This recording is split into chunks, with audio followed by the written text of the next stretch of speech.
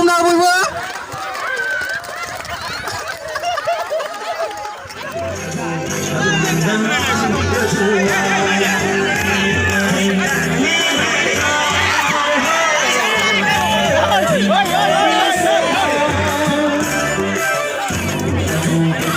बेना आइडिया जुदा ने बे सोमोन्ना मोनोबा खना खना थांनो बे थाबाय थादो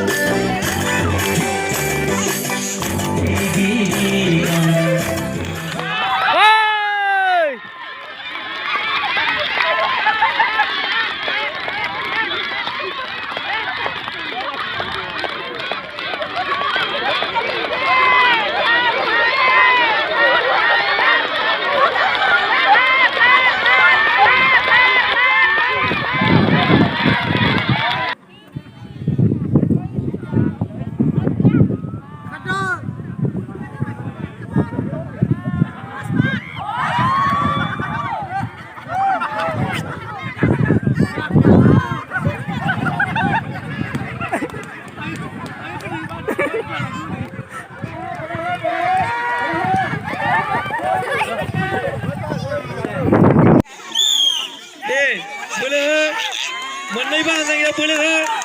जोबोद बोलो हो जे सिगांनिया बोलो होनांगौ सिगांनिया बोलो हो हा दै हा दै दै हा दै हा दै ha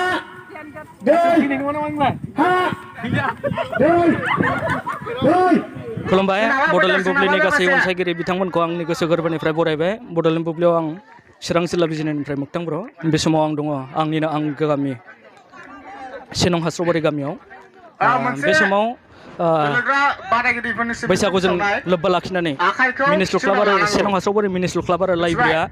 माखासे खेलानि हाबाफारि लादों बे समाव मिनिस्लु क्लाब आरो लाइब्रेरिनिनो मानगोनां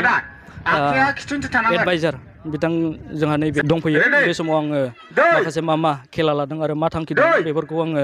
माने बड'लेण्ड बुब्लिनि गेजेरजों नोंथांमोननो मिथिहोनो लागोन मिनिस्लु क्लाब एन्ड लाइब्रेरिनि आङो एडभाइजार जानानै आङो गिबियावनो नोंथांमोननि निउस पर्टेलखौ आङो बरायग्रोदों मानो होनब्ला नोंथांमोननि निउस मिडियानि जोहै जोङो दिनै जोंनि माखासे फैबाय थानाय जोंहा बैसागोखौ लोब्बा लाखिनानै दिनै जोङो एप्रिलनि 14 थारिख 2021 मायथाइयाव जोंहा जोंनि गामिनि माखासे फरायसा फरायसुलिफोरखौ लानानै जोङो माखासे गेलेनाय आयदायाव मेथाइ खननाय आयदायाव दिनै सावगारि बोनाय आयदायाव जोंहा माखासे हाबाफारिफोर लानाय जादों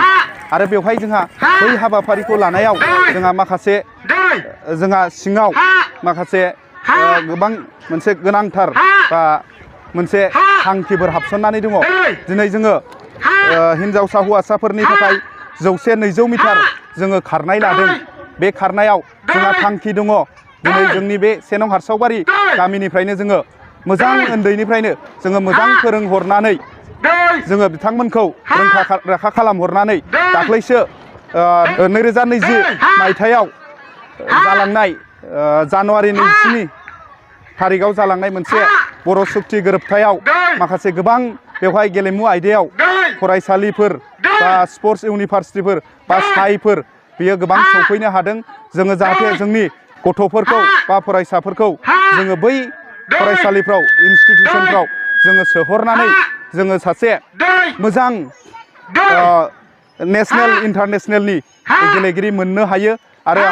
गावजों लोगोसे न'खरजों लोगोसे गामिजों लोगोसे हारिजों लोगोसे दिनै भारतजों लोगोसे बुहुमाव बिथाङा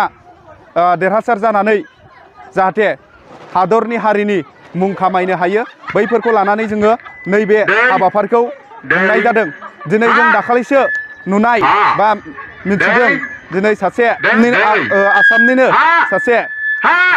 हिनजावसा हिमा दास बिथांनो दिनै अलिम्पिकआव बिथाङा खारनायाव देरहासार जानो हानायाव बिथांनो आसाम गभर्नमेन्टआ दिनै DSP नि पुलिसनि साख्रि होदों थिग बेबादिनो जोंनि हारसावबारि गामिनिफ्रायनो मोजां गेलेगिरि उजिनानै मोजां बायदिसिना आयदायाव बा मेथाइ खननायाव डेन्सिंआव मोसानायाव बेवहाय जों मोजां ओंखारनानै बै हिमा दासमोनबादि मासुम नार्जारिमोनबादि बा प्रनिता स्वर्गियारिमोनबादि मोसानायाव मेथाइ खननायाव जों मोनफुंनो हायो आरो बेजों लोगोसे जोङो जोंनि बर' हारिखौ जोङो बुहुमाव गेरेमसा महर बा बड'फा उपेन्द्रनाथ ब्रह्मनि सिमां बर'खौ बुहुमाव गेरेमसा महर होनायाव जाहाथे मोगथां महर हैनो हायो बेखौ आङो आसा खालामदों आरो आङो एडभाइजार हिसाबै बेखौनो नोंथांमोननो निउस मिडियानि बा पर्टेलनि गेजेरजों फोरमायनो लुगैदों जोंहा बेवहाय हाबाफारिफोरखौ 100 मिटार 200 मिटार खारनाय हिन्जावसा हौवासाफोरनि आरो बेजों लोगोसे दिरुं बोनाय हौवासा हिन्जावसा आरो बेजों लोगोसे हाबा जानाय हिन्जाव हौवा सेंग्रा सिख्ला बायदिसिना बेफोरबायदि हाबाफारिखौ बा गेलेनायफोरखौ जोङो लादों आरो बेजों लोगोसे जोंहा गाबोन एप्रिलनि 15 बा बैसागनि 1 थारिखआव जोंहा बेवहाय माखासे एसे हारिमु दिन्थिग्लांनाय थागोन आरो बेवहाय जोंहा गेदेरफोरखौ मान होनाय आरो गेदेरफ्रा उन्दैफोरखौ बोर होनाय जाहाथे बिसोरो फिउचाराव सासे सुबुं सम्पद जाहैनो हायो बे हाबाफारिखौ जोङो लादों दा जोङो नैबे मेहेरगोनां हाबाफारिखौ जोङो जाहाथे जोङो खुंफुंलांगोन बा खुंफुंलांनो हागोन बेखौ आङो इसोरनाव आर'ज